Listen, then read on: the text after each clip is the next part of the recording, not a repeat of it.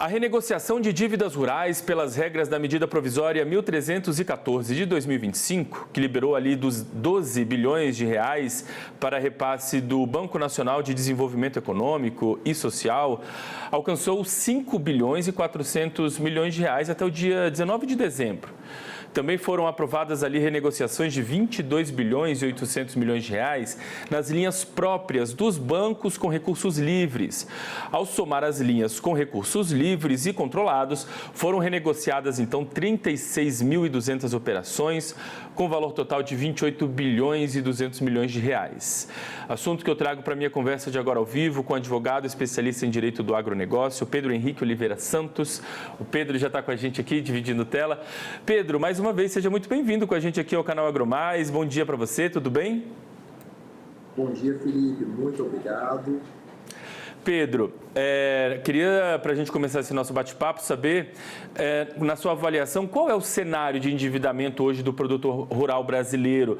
Por quê? Por que é que tem tanto produtor rural endividado e qual o grau de endividamento desses produtores de modo geral, Pedro?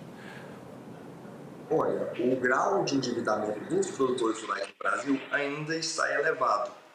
E o motivo, o maior motivo, eu diria, é o fator custo e lucro.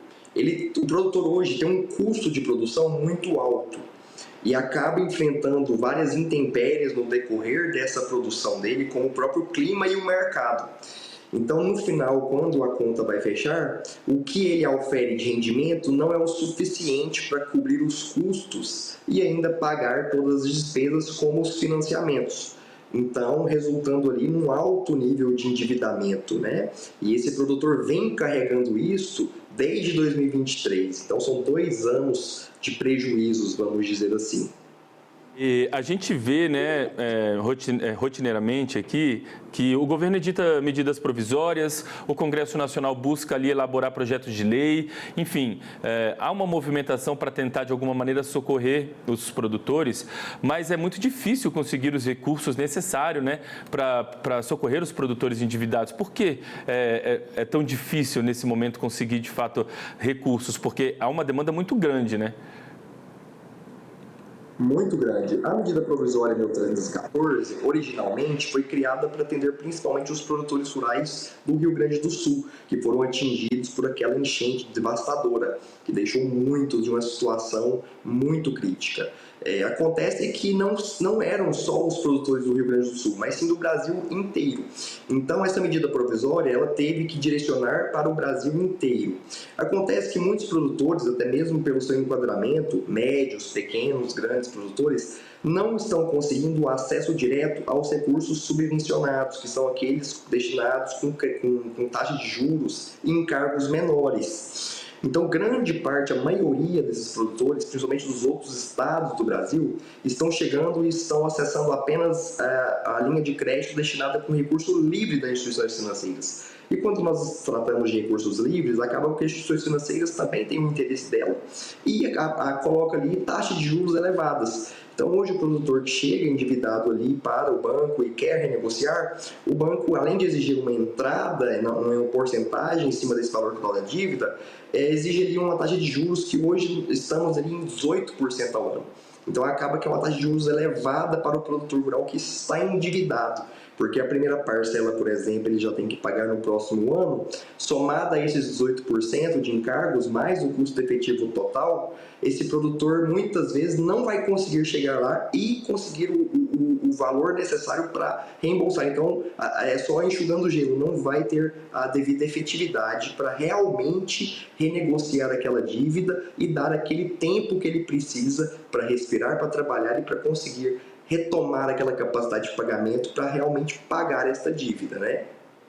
Bom, esse alto nível de endividamento que a gente está conversando aqui do produtor rural, ele coloca em risco de alguma maneira a sustentabilidade do agro como um todo?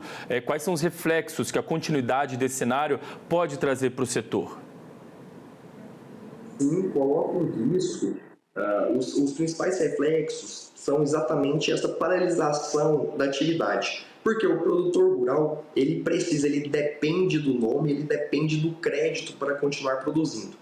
Então, a partir do momento que esse produtor entra em uma dívida, não consegue renegociar da forma correta e vem ali ter o nome negativado, o nome restrito, execuções, cobranças, muitas vezes colocam a própria fazenda, né, a própria propriedade em garantia. Então, muitas das vezes, ele tem ali na mira do próprio banco, a fazenda acaba perdendo ali uma parte ou até mesmo toda a fazenda. Então, isso vai culminando com a paralisação da atividade desse produtor.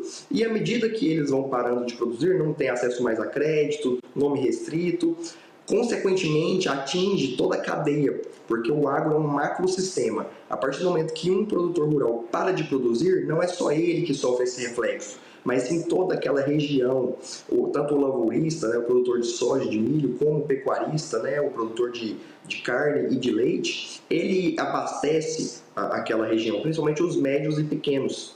A partir do momento que paralisa essa atividade, aquela região ela sofre o impacto do fornecimento daquele produto. E aí todo o sistema, toda a cadeia, inclusive a própria população, sofre as consequências, inclusive com o aumento do preço dos produtos, que a gente vê diariamente. A gente aqui no segundo semestre, eu lembro que a gente deu a notícia de que o número de pedidos de recuperação judicial no agro aumentou, né, atingiu um novo recorde, se eu não me engano, no segundo trimestre desse ano.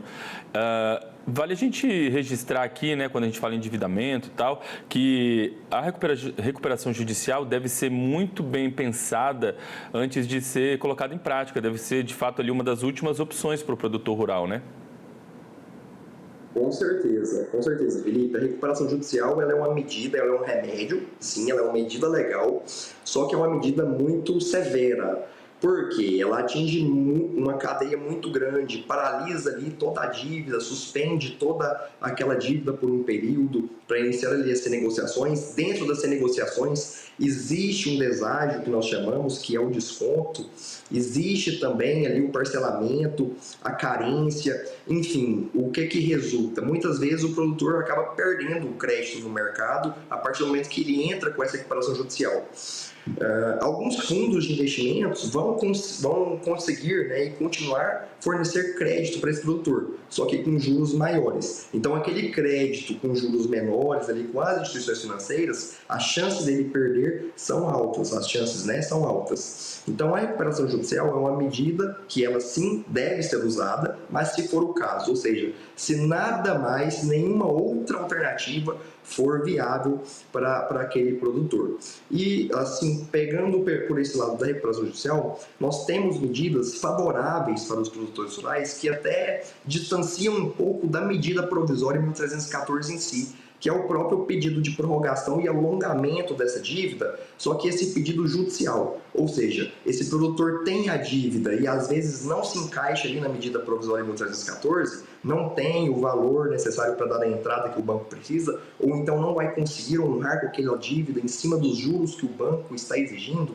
Esse produtor pode entrar com um pedido judicial para ter essa dívida dele prorrogada, ou seja, ter uma carência para começar a pagar, ter ela alongada, ou seja, aumentar ali o número de parcelas a pagar e manter os juros daquele contrato original. Às vezes esse produtor tem um custeio com juros a 10% ao ano, por exemplo, e ele pode, através de uma decisão judicial, ter essa dívida prorrogada e alongada com esses mesmos juros, sem exigência de entrada, sem aumento de encargos, sem exigência de dar nenhuma garantia a mais.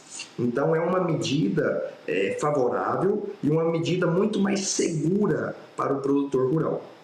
Bom, aproveitando aqui que você está trazendo essa dica, eu queria encerrar esse nosso bate-papo aqui, de fato pedindo para você, de repente, orientar ou dar uma dica ao produtor rural que está nos assistindo, que vai entrar 2026 preocupado com as dívidas. Qual caminho ele deve tomar aí, de repente, para buscar uma virada de chave nessa situação de uma maneira mais sustentável possível, digamos assim, ou, enfim, com uma solução prática, mas que não comprometa de fato a atividade dele. Enfim, qual a dica que você daria para o produtor começar 2026 aí buscando essa virada? Perfeito, Felipe. Nossa orientação jurídica é exatamente neste caminho. O produtor que está endividado, que tem uma dívida a renegociar, primeiro passo, procurar uma ajuda especializada, ajuda jurídica especializada. Porque, na grande maioria das vezes, esse produtor ele se encaixa nos requisitos para pedir essa prorrogação, ou seja, essa carência, para começar a pagar essa dívida, e esse reparcelamento da dívida sem mexer na taxa de juros, sem mexer em encargos e sem exigir pagamento de entrada nem de juros antecipados.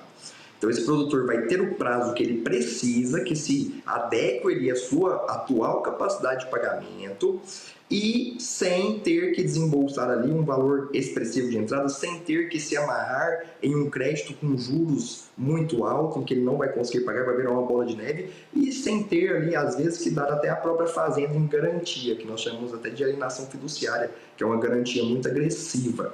Então, neste caso, o produtor vai conseguir o tempo que ele precisa sem ter que se privar tanto. É o melhor caminho, a melhor solução para que esse produtor consiga ali gerenciar sua atividade, retomar sua capacidade de pagamento e vir a pagar ao banco o valor justo que ele realmente deve, só que na época que ele realmente vai conseguir. Muito bem, Pedro. Eu quero agradecer demais a gentileza de ter conversado com a gente. Assunto importante para a gente finalizar esse ano e dar essas dicas de fato para o produtor que está nos assistindo e que se encontra nessa situação aí, né, de endividamento. Importante a gente trazer essas dicas de uma forma tão didática como você trouxe. Quero agradecer a gentileza de ter conversado com a gente, desejar a você um ótimo fim de ano. Com certeza voltaremos a conversar bastante em 2026 ao longo sobre diversos assuntos, que vai ser um ano movimentado. Muito obrigado mais uma vez. Eu que agradeço, Felipe. Um feliz ano novo para todos vocês. Muitas felicidades. E até o ano que vem. Até o ano que vem. Valeu.